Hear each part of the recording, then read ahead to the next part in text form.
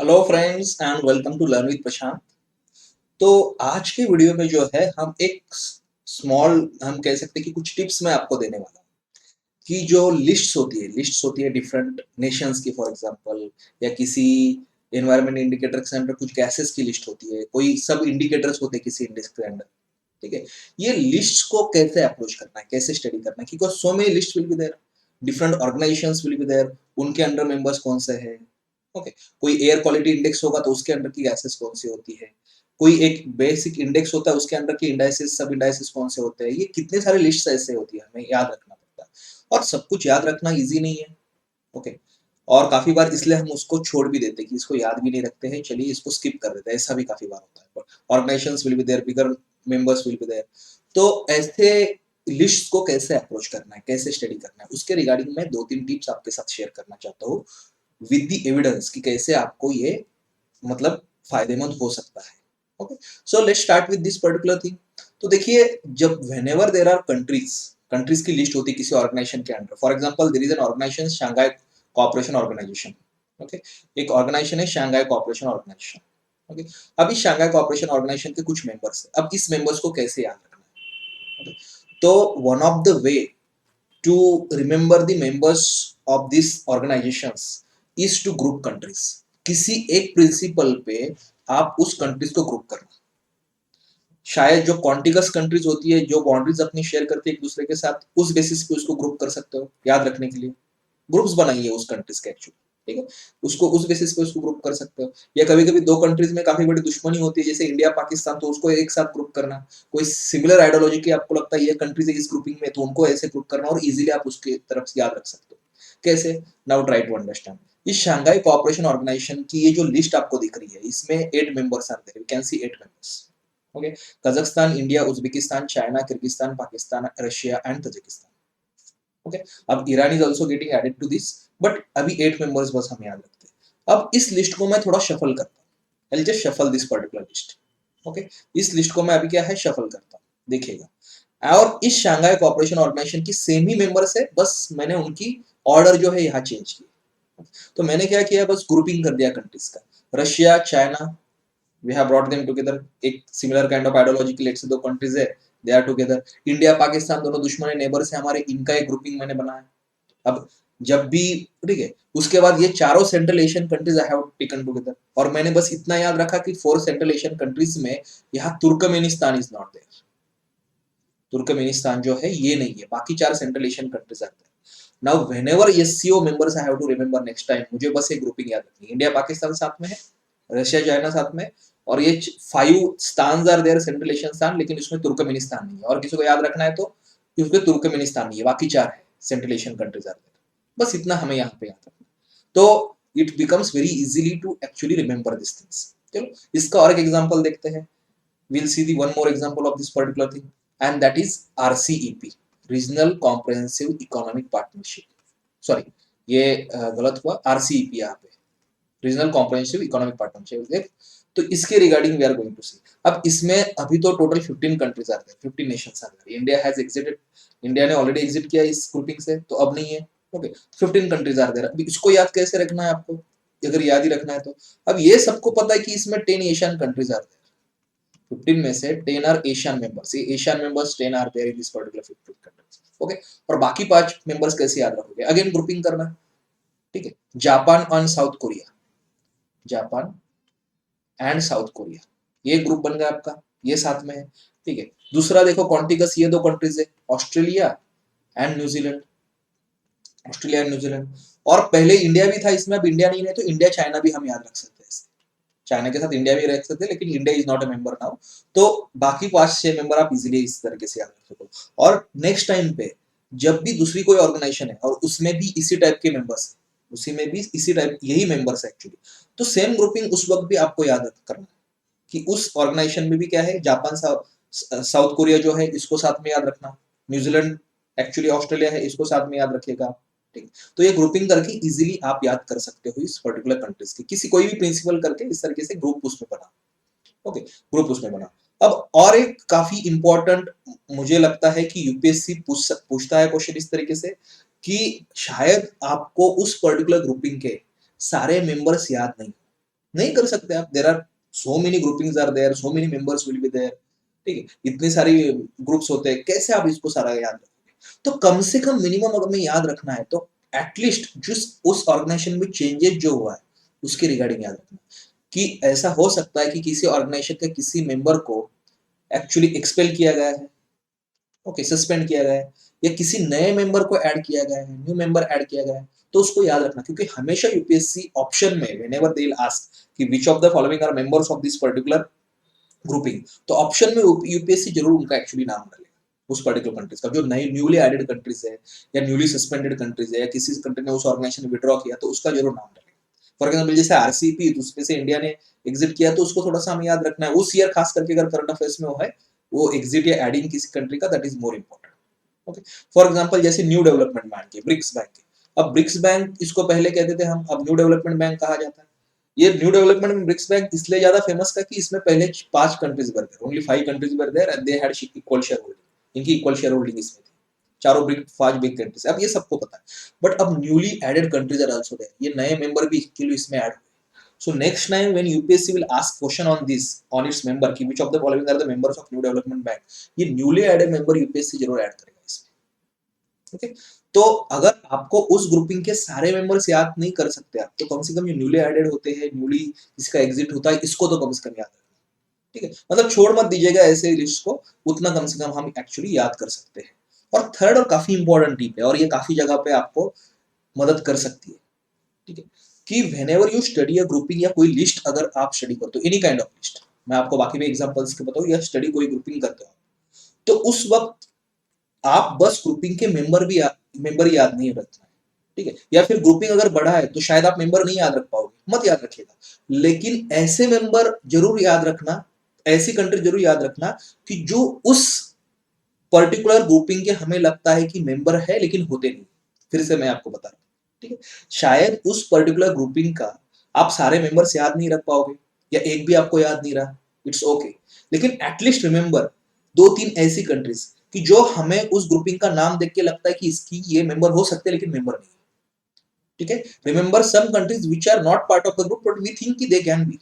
जैसे ये एग्जांपल है, यहां देखो previous year question, which of the following is not a member of Gulf Cooperation Council. अब गल्फ कोऑपरेशन काउंसिल में total 6 members are there, okay, 6 members are there, but अब कौन से एग्जैक्टली 6 मेंबर्स है शायद आपको नहीं पता होगा, या फिर अगर आपको स्टडी करना है तो देखा गल्फ कोऑपरेशन काउंसिल में Saudi Arabia is there, Oman is there, UAE is there, Qatar है, बहरीन और कुवैत है, ये total 6 members are there. Okay, अब इस जब आप ये 6 मेंबर्स तो आपको पता है, लेकिन याद रखिएगा शायद आप 6 मेंबर नहीं याद कर पाओ, लेकिन इतना तो याद करना कि उसके साइड का ये ईरान इसका मेंबर नहीं है, नोट करके रखना। For example you are listing this members, सबने आपने जो मेंबर्स है उसकी आपने एक लिस्ट कर दी, या करंट अफेयर्स के मैगजीन में you are reading this, okay, और गल्फ ऑपरेशन के 6 मेंबर्स करंट अफेयर्स के मैगजीन में दिया है, तो आप वहां एक और नोट, बस ऐसे नोट वर्ड करके यहाँ लिख देना कि कौन से मेंबर नहीं है इसके, ईरान मेंबर नहीं है, और गल्फ हमें लगता है, तो हमें लगता है कि यमन भी इसका मेंबर होना चाहिए यहाँ पे, ठीक है, यमन कंट्री, यमन भी इसका मेंबर नहीं, ओके, क्योंकि UPSC when it will ask question कि इसके मेंबर कौन है, इसके मेंबर कौन नहीं है, ये नेबरिंग जो हमें लगता है कंट्रीज है ये, लेकिन होती नहीं है, ये जरूर यूपीएससी इसमें डालता है। देखिए ये क्वेश्चन, अब विच of the following is not a member of Gulf Cooperation council, मैंने कहा था ना आपको, ये नेबरिंग कंट्रीज आपको याद रखनी, ईरान जैसे यमन जो है ये नहीं है, तो देखना आप यहाँ पे ईरान नहीं है, ऑब्वियसली हमारा आंसर ये आएगा। Okay, I will give you one more, few more examples of this particular thing.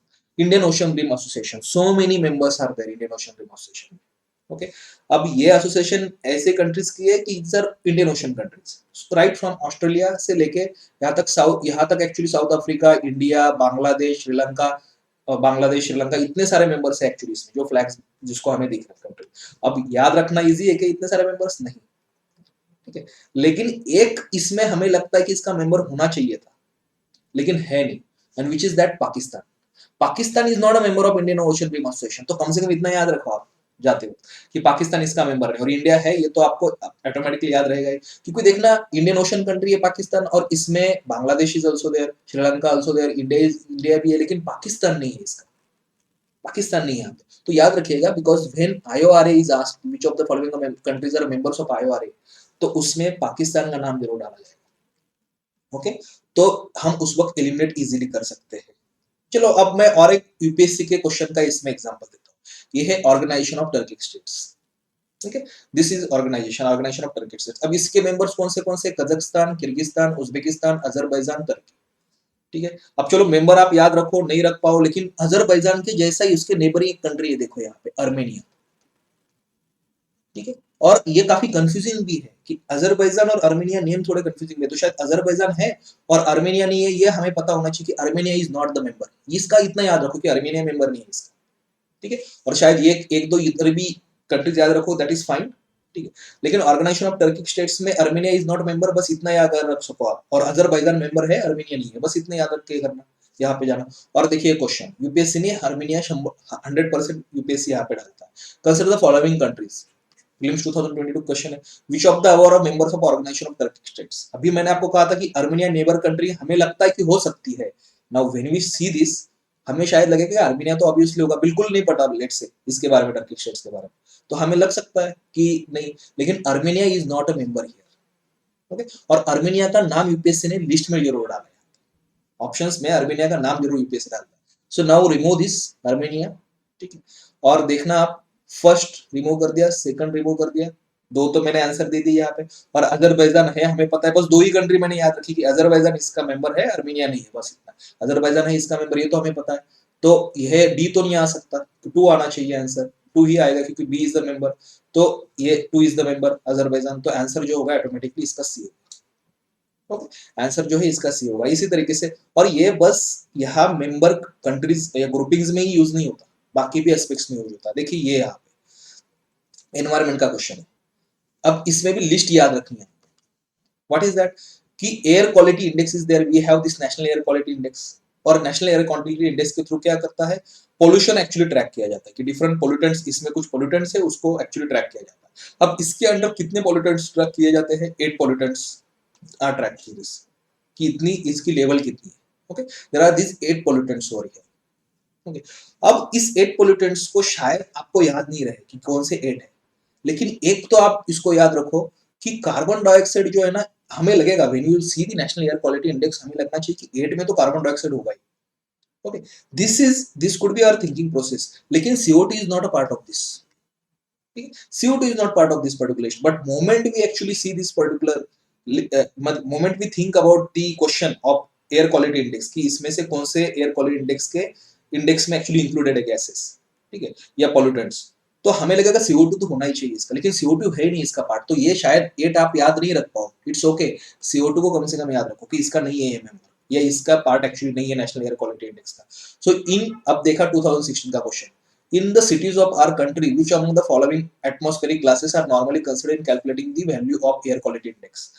और air quality index मतलब है national air quality index, इसमें 8 actually gases are there, I guess around 8 है, और देखना यहाँ पे कार्बन डाइऑक्साइड का लिस्ट में नाम है, और हमें पता है carbon dioxide is not a part of this air quality index, तो इसको यही रिमूव कर देते हैं, वन जहां है, ठीक है, वन जहां जहां होता है ये रिमूव होगा, तो आंसर मेरा बी है।